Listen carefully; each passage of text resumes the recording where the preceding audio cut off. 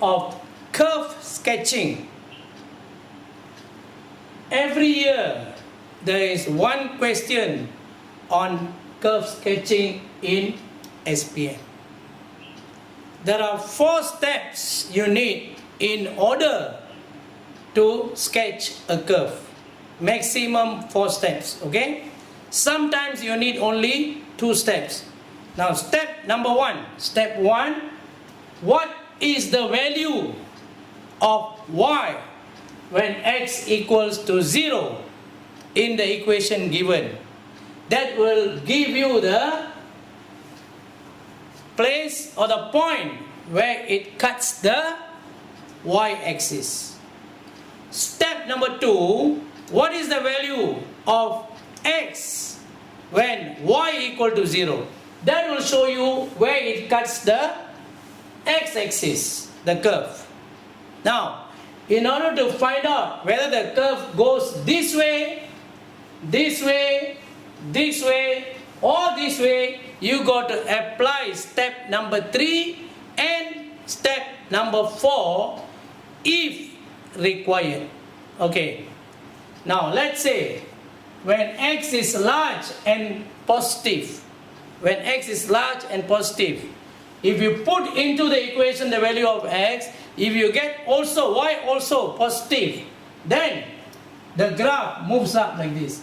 When x is positive, y is positive, it goes up like that.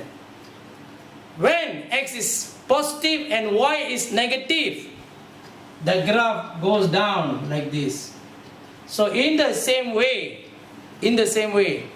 when x is negative and y is positive, the graph goes up like this. When x is negative and y is also negative, then the graph goes down like this. Now these are the basics we are going to apply to do some clone past year's questions. Thank you.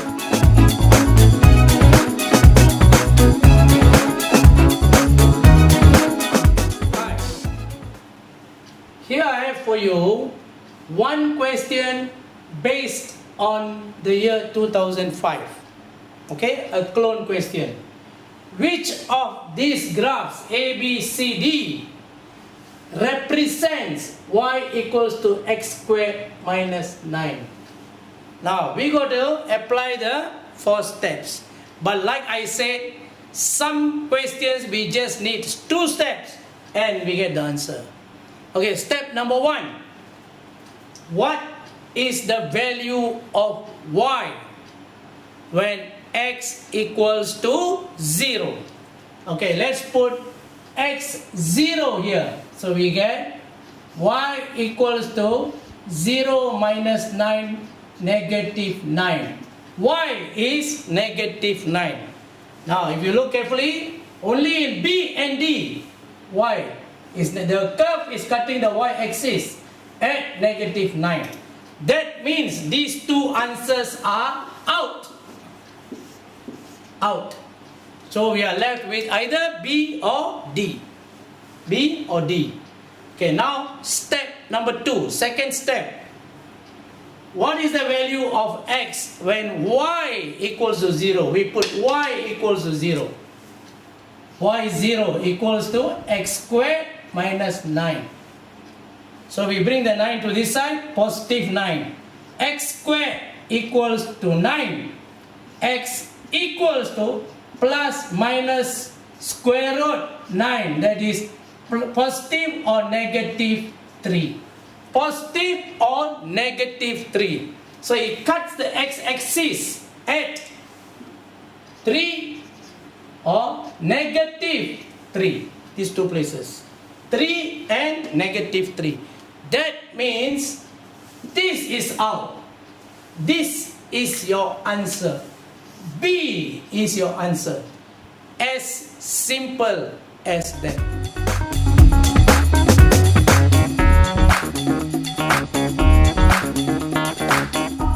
Here I have for you a clone question of the year 2006, SPM paper 1. Okay, we are going to solve the same way. Which of these graphs is represented by y equals to 27 minus x cubed? Just think of the same 4 steps. Like I said, we may need only 2 steps. Watch. When x is 0, step 1. When x is 0, y is equal to 27 minus 0. Y is 27. That means this curve cuts the y-axis at 27. So, where does it cut at 27? Here and here. B and C, the curve cuts at 27. Therefore, A and D are out. Okay? Wrong. So we have only now B and C. Okay. Now step number 2. What is the value of x when y equals to 0? Now we put y equals to 0 here. See what happens. 0 equals to 27 minus x cubed. Bring the x cubed to this side. X cubed equals to 27. Therefore, x equals to cube root of 27 equals to 3. X equals to 3. Now, you look at B and C. Where do you think is the curve cutting at positive 3? This is negative. This is positive 3. Therefore, this is out. This is your answer. As simple as that.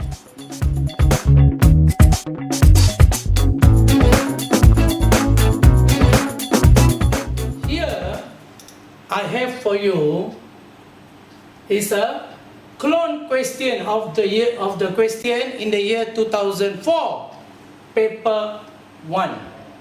Now the question is, which of these graphs represents y equals to negative 8 over x? Now I hope you remember the 4 steps which I had taught you earlier. Now we are going to apply the 4 steps. Okay. Step number 1. Step 1. What is the value of y when x equals to 0? Step 1. So we put x 0 here. Y is equal to negative 8 over 0. 8 over 0 is undefined, infinite. Okay? That means the curve does not cut the y-axis. Now, step number 2. Step 2. What is the value of x when y equals to 0? What we do is, we switch places here. X goes up. So, x equals to negative 8 over y. So now, when y equals to 0, x is equals to negative 8 over 0. Also infinite, undefined. That means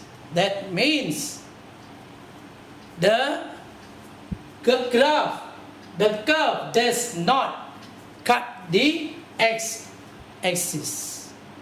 Okay? It does not cut the x-axis. Does not cut the y-axis. Does not cut the x-axis. So, you look here. Here, in these 2 graphs, it does not cut the x-axis or the y-axis. Here, these two, it cuts. So, we don't need these two out. These two answers are out. So, we have only these two values, A and C. Now, we go to step 3. Okay, before that, let me erase.